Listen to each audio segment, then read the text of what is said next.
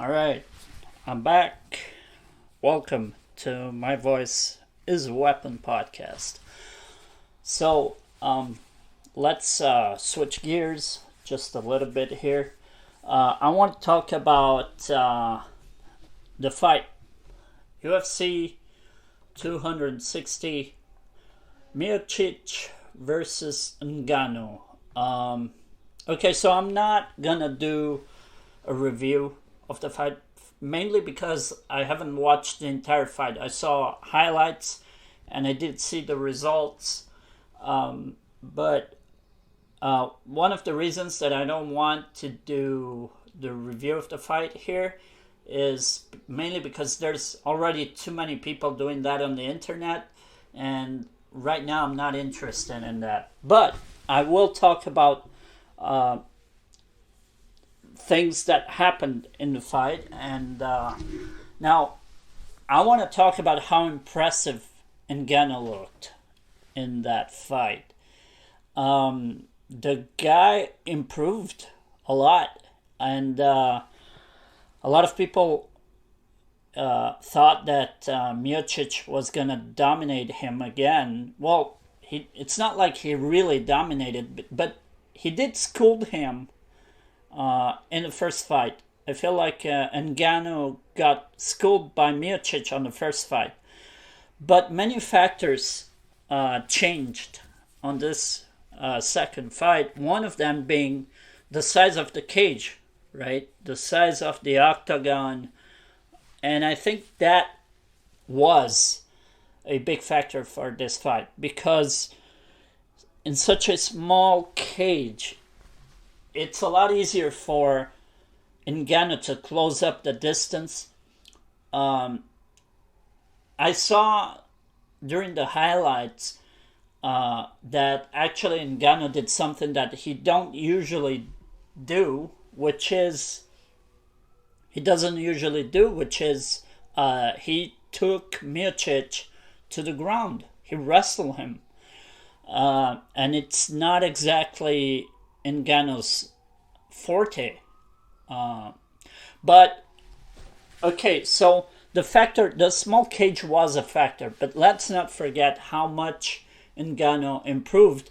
And considering that he didn't really change his style after the first loss against Stipe, and he in this fight he approached it very differently than any other fight that he had. It seems like he did get some time to actually see some of the Stipe tapes, some of the old fights, and I think that one of the things that he might caught was the first fight between DC and Stipe, where DC completely knocked him out. And I think that was, he saw something from that fight and he said, there you go, that's a spot, that's what I need to find, that's a space, that's a spot. And it looked like he knew everything that Stipe was going to try to do in that fight. Now, as I said, the small cage was a factor. I do think it favored Francis a little more. And I think that Stipe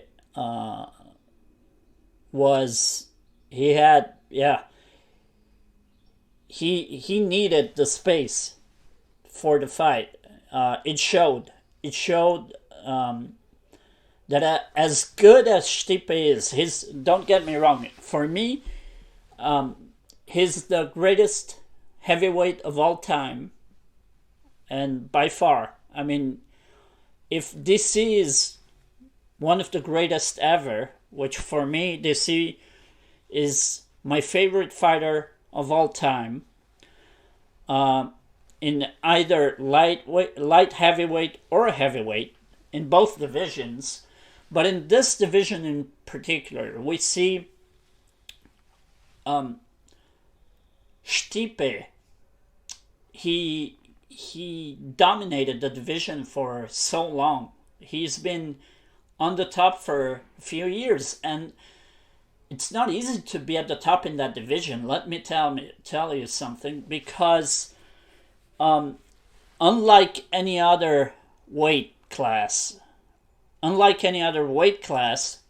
the heavyweight is more based upon brute force, and they use that a lot because they know that's the thing that can make them win fights.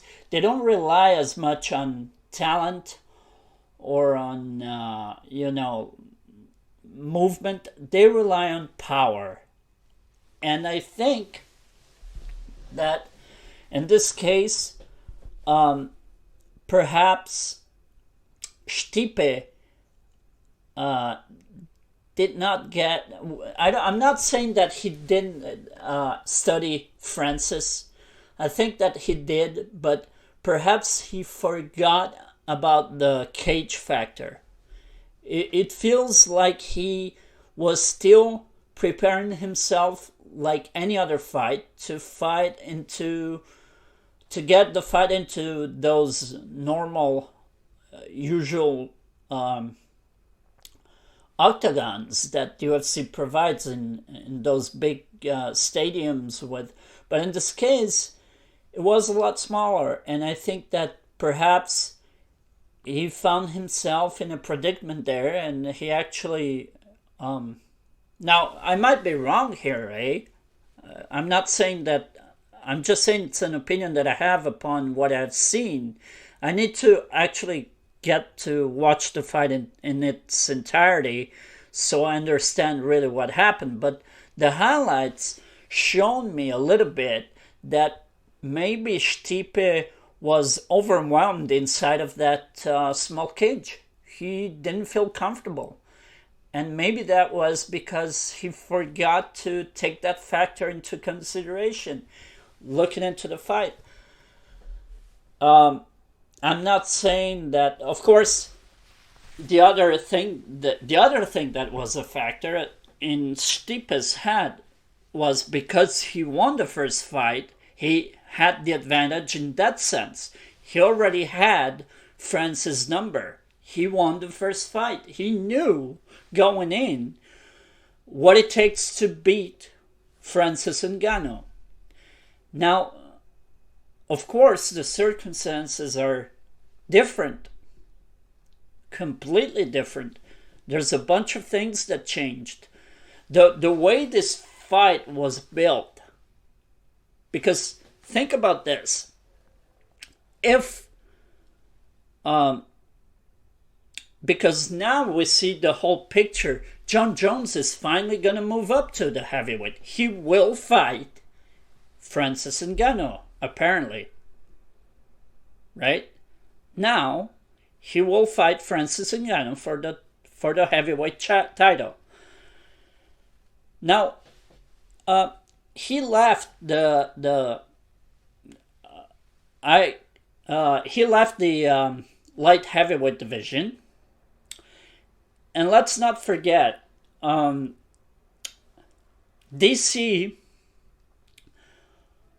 retired after his third fight against Miocic that he lost. And perhaps he would still be fighting, or at least get one more fight if he had won that fight and was the champion. And maybe that would have led for Jones and DC to finally culminate the last fight in the heavyweight division for the heavyweight title, which would be the culmination of the rivalry, the end, and finally. But unfortunately, because he lost against Stipe, he finally decided it was time to hang up the boots and take off the gloves and leave and become a commentator. So, the whole screenage now for the future is, let's see what happens if this fight really happens between Jon Jones, now that he wants to go up to the heavyweight division, let's see what happens with Nganou, because Jon Jones is the most talented fighter ever. Now, personally, I never liked the guy. I think he's a piece of shit as a person. I think he has no morals. But I have to admit that when it comes to fighting skills, he's probably the best ever. The talent that the guy has is absolutely astonishing. It is. It is. I admit it. I don't like him personally. I'm a DC guy, and I think that's also a factor for why I don't like him. But I do recognize that he has the talent required to be the best ever. Now, let's not forget this is a completely different division. And in this case, now that they're fighting in the small cages, because I don't know, perhaps maybe the UFC will do the fight in a small. Although they're talking about the fight between Nganou and Jones finally having some public, right? The fans are going to be back at the arena for that fight. So maybe they will go back to the normal octagon, the one that they always use. Or maybe they will decide to keep going with the smaller octagon. The fights are more entertaining in this octagon. I think there's more things that happen in that small space. It gives us a more entertaining fight. There's more movement. It forces the fighters to move more, and that's something that in the heavyweight division specifically, we don't see too much movement if you compare them to welterweights, middleweights, and the divisions that are much lower in the scale. But I think it's going to be very interesting to see. Sorry, can't talk right now. Jesus. Okay, specifically because the adaptation for any fighter to get into that smaller cage. Let's not forget that fighters train in cages, and they are smaller than the one that they fight on in the UFC. But the mentality for the training is less movement and more force, more technique into the kicking, into punching, the power. In that small face, they're forced not only to still train the power of their punches and kicks, but also they are forced to move more because the cage is smaller. I was gonna say that it's easier to make a mistake in that smaller cage. It's a lot easier, right? And in that smaller cage, the mistakes are lethal. Any little mistake, if you get caught, goodbye. Fight's over. Either by knockout or submission. It doesn't matter. The fight can go. And here's what is interesting. They put the fight into this smaller cage, but we still have title fights are still 5 minute, 5 rounds. 5-minute rounds for 5 minutes. So the fight is in total 25 minutes. And when I thought that once they put the fight into a smaller cage, they were gonna change also that aspect of the rules of the cage. I thought that maybe the fight was gonna be also shorter because they have to move more. You have to run around more in the cage. But no, they kept the same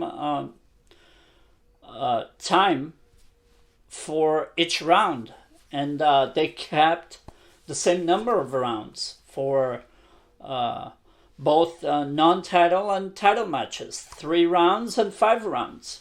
So I think that we're gonna get a very interesting fight. Now, I don't want to pick. I don't want to pick a winner. I don't dare. I don't know who's gonna win because as good as Jon Jones is, he's probably the most talented and maybe the best ever.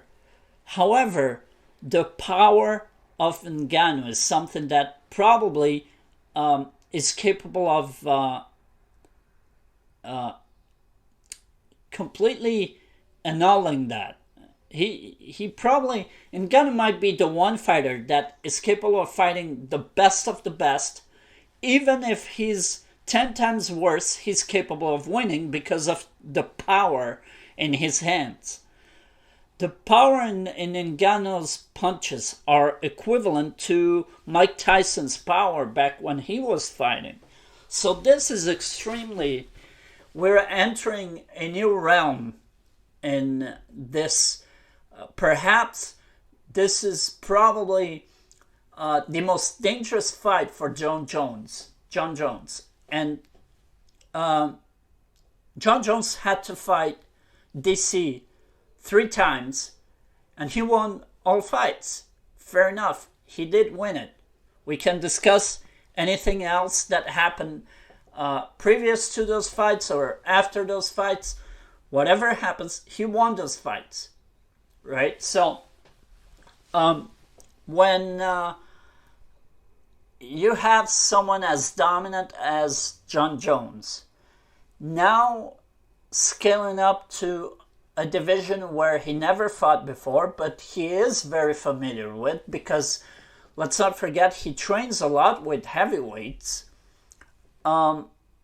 Perhaps the fact that he's facing someone who, even though is not as nearly as talented as he is, has the power to stop him with one punch. But in Jon Jones' defense, he doesn't get punched very often. I don't remember. Perhaps what was the name of this guy? I forgot the name, but I think he was fighting this guy back when, and he almost lost that fight. And I guess a lot of people was convinced that he lost that fight. I can't remember his name. Well, okay, doesn't matter. The guy's not even in the picture in this case, but I remember he was fighting this guy not very long ago, maybe last year, late 2020, and he almost lost that fight. And it was the one fight where he actually got punched a lot. Another fight where he almost lost was against the first fight against Gustafsson. But now this was, if I remember correctly, back in 2016, 2017, if I'm not mistaken. And Gustafsson at the time was at the top. I think he was number 2. And DC, it was between him and DC. And it's when the rivalry between Jon Jones and DC was at its peak. They absolutely detested each other. They hated each other. Jon Jones couldn't deal with the fact that that DC was a real champion, although Jon Jones never gave DC the credit that DC deserved. But I understand if I'm Jon Jones, in his mind, because DC never beat him, understand why. Now, DC never dealt very well with the fact that he couldn't beat Jones. Now, I'm not saying that he was a bad loser. No. That's not what I mean. What I mean is, he felt those losses. Let's put it this way. He knew that the only guy he had to beat was Jon Jones. And he never accomplished that, and I think that bothered him a lot, especially while he was fighting. Now that he retired, perhaps he let go a little bit of that thought, but I truly think that DC was burning himself out to try to find a way to beat Jon Jones. And I think that one of the downfalls for him losing against Stipe twice was that he felt the same there, right? Because he beat Stipe in the first fight, but then in the second fight, he saw that Stipe completely changed the way to control the fight, and he found out that Stipe knew everything that he was about to do, and he tried to counter-maneuver Stipe, and he couldn't find out how. And I think that DC was always this guy. He always wants to outmaneuver you. He always wants to outfight you. He's the guy that has that mentality that not only I'm going to work hard to beat you, I'm going to study hard to beat you.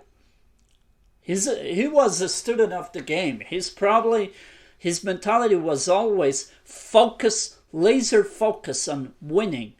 But the problem is, when you're so high up on winning, that you're successful and you always win, but you find one person that you can't beat. For some reason, you do everything that you can and you cannot beat this one fighter. What happens is you completely eliminate everybody else and you start to focus solely on how to beat this guy. And I think that did something to DC's mental health while fighting. I believe he was extremely bothered by the fact that because he wanted to be the best ever. And he is one of the best ever. He's there, right? And Jon Jones, as much as they hate each other, Jon Jones recognized, yeah, he's one of the best ever. But I'm better. And he is, because he won those fights. Jon Jones defeated him 3 times. And I think now the circumstances for this is we have to see what is the mentality of Jon Jones. Because Jon Jones, his worst enemy is himself. Because he's his own worst enemy because of the things he does outside of the octagon.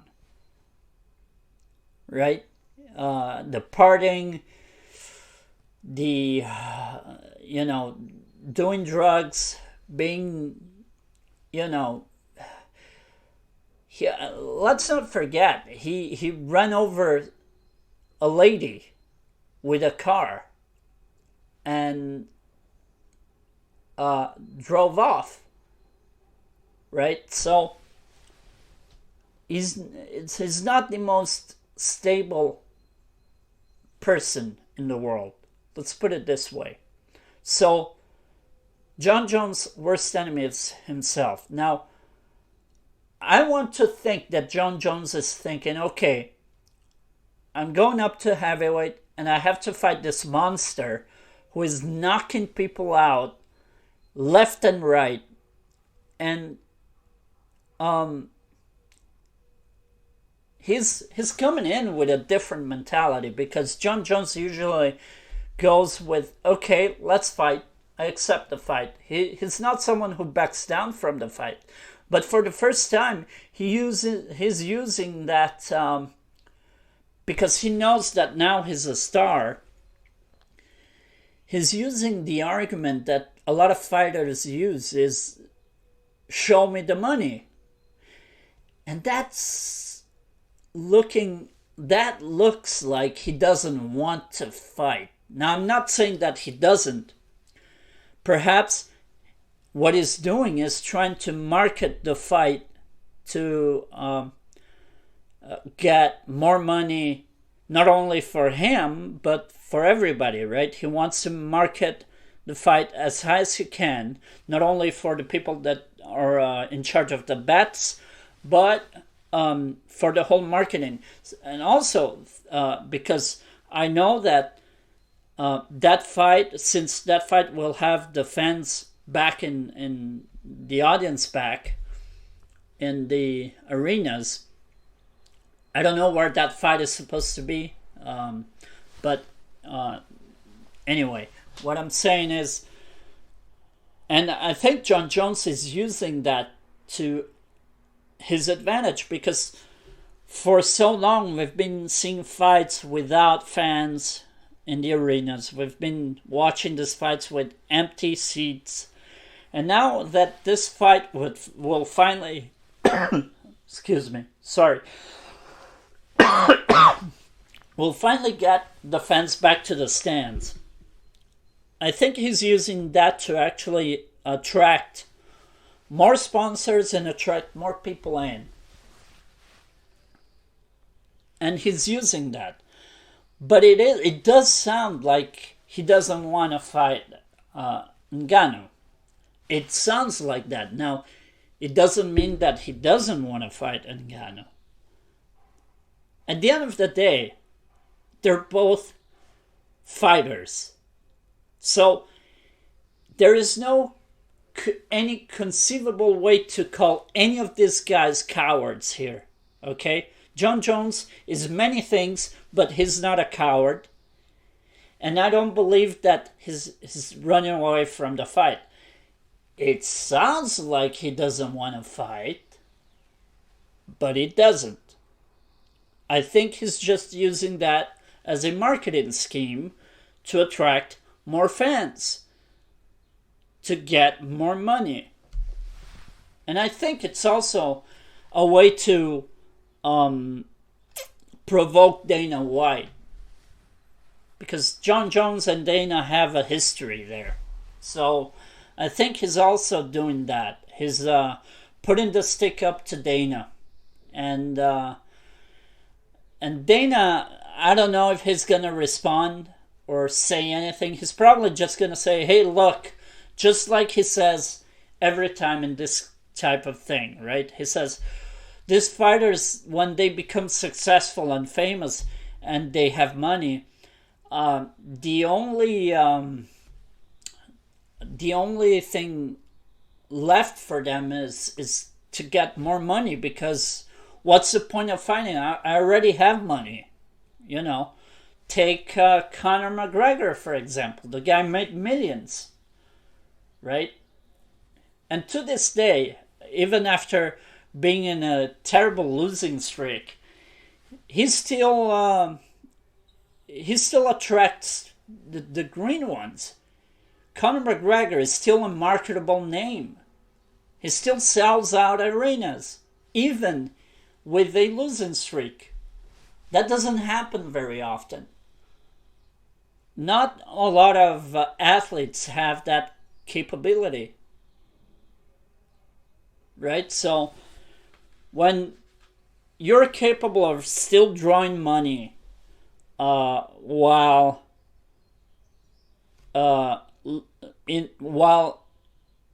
being in a losing streak, well, you might be able to manipulate things and push herself to a main card.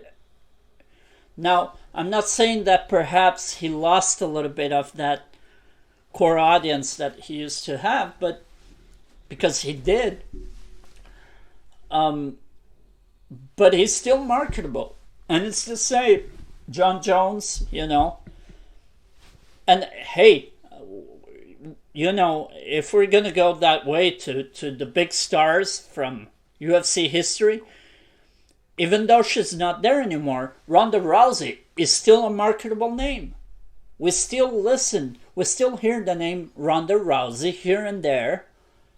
So if we still hear that name, it's because perhaps there's still a chance that that name is marketable.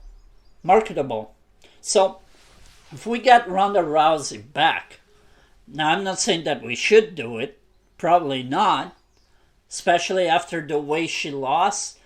But hey, if she ever wants to go back to the UFC or to MMA, she could go back to other promotions, right? She could go to Bellator or any other promotion. Her name is still marketable. So I don't see anybody saying no to her. I don't think Dana would be stupid to say no to a name like Ronda Rousey. And so going back to this, I think now we have Stipe and Jon Jones for the heavyweight championship. And I said that I didn't want to say who I think it's going to win. Because to be honest, I don't know. I think for the first time ever, Jon Jones may very well lose the fight.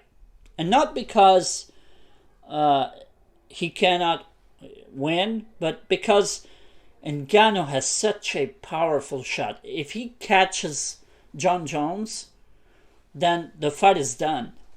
The fight is done. Now, Jon Jones is so good that he may very well surprise everybody, and well, it wouldn't be a surprise because it's Jon Jones. He's that good, right? So he's probably gonna win, and it's gonna be a surprise, but not a shocker. It's not gonna be shocking.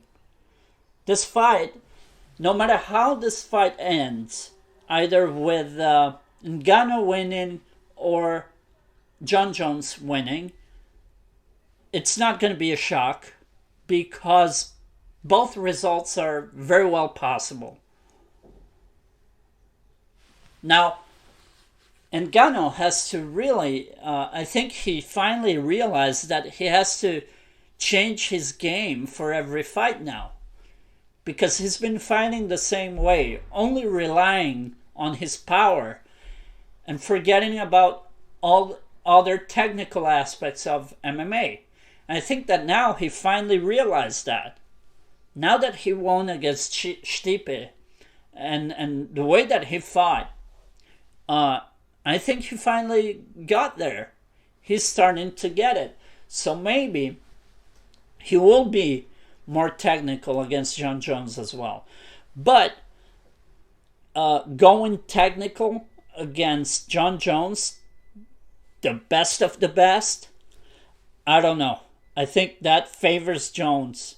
I think Nganou has to go for a fight, a brawl. He has to go in with the mentality that I have to knock this motherfucker out.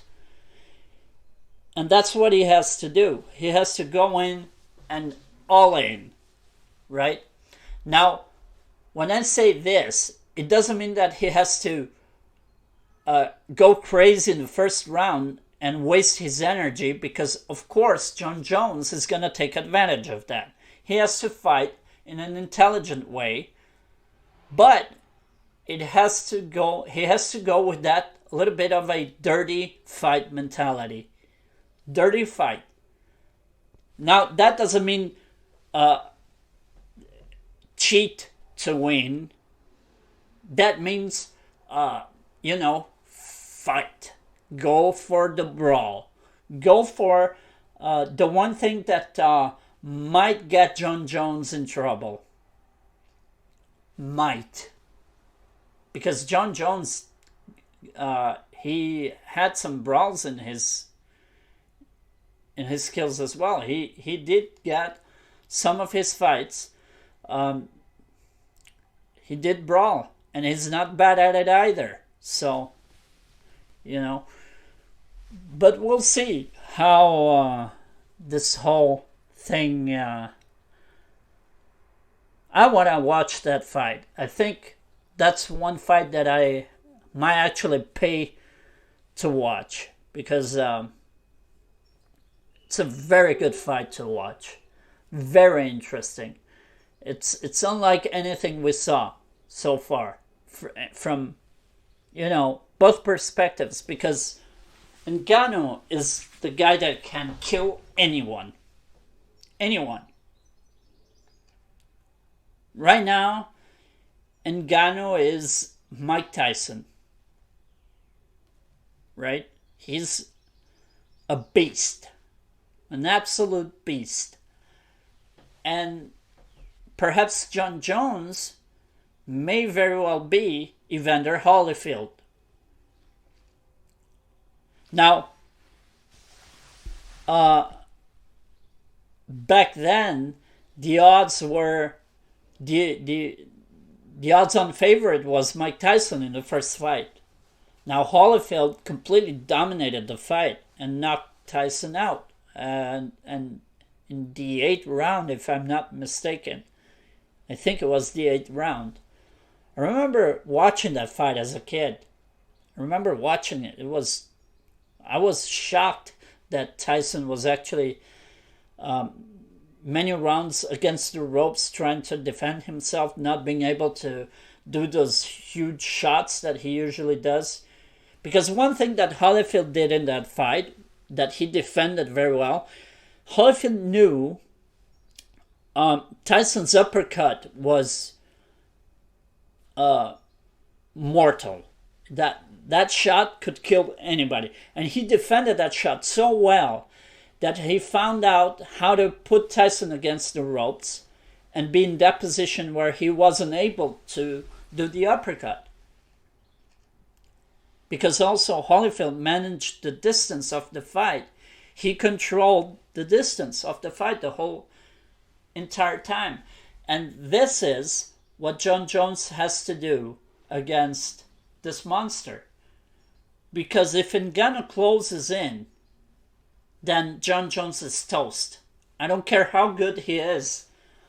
Nganou is just way too powerful. Way too powerful. But we'll see what happens. I don't know. I still think that Jon Jones could be a winner in this fight. I also think Nganou can win this fight. So I'm not telling you who I think it's going to win, because I have no idea.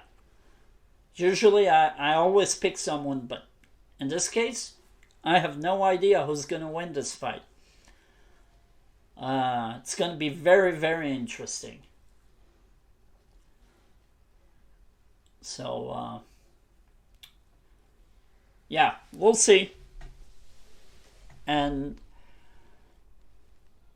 it was fun talking about MMA for a change. I said that I was going to be doing some MMA content, and finally was able to do it. Now, I had something else in mind. Oh, right.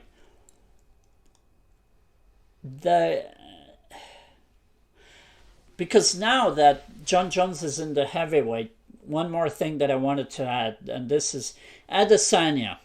He lost his fight for the title in the light heavyweight division against oh damn, I forgot his name. This guy from the Balkans, I guess. I forgot his name, but very good fighter, right? This Russian type guy. But and now the light heavyweight completely changed its landscape. Jon Jones is no longer there. He's no longer the champion, which kind of, in a weird way, devalues the championship. But hey, that happens, right? It happens all the time in MMA. We all saw what St. Pierre did in the middleweight, right? He went to fight against I forgot this English guy's name. Okay. Yeah, okay. So he was fighting this English guy, and he won the title, and then he retired. So the middleweight division, at that point, that championship completely lost its value. Didn't mean shit. That championship did not mean shit. And I don't know, it's not the middleweight division, at least to me right now, it's not entertainment. The only guy now in that division is Adesanya. That's it. He's the only one. He's the only one that actually is fun to watch. Right? But everybody else, I don't know. It feels like that championship lost a little bit of its meaning. Maybe now Adesanya will get it back. I guess he's doing a good job out of it, even though he lost this fight against this Russian guy. But hey. So yeah, this was the MMA edition of My Voice is a Weapon podcast. As always, I'm going to wrap it up now. As always, thank you very much for following the podcast. Download the podcast. Listen to it on Spotify or whichever platform you prefer. And I will see you maybe tomorrow. I might be back tomorrow with a new episode. And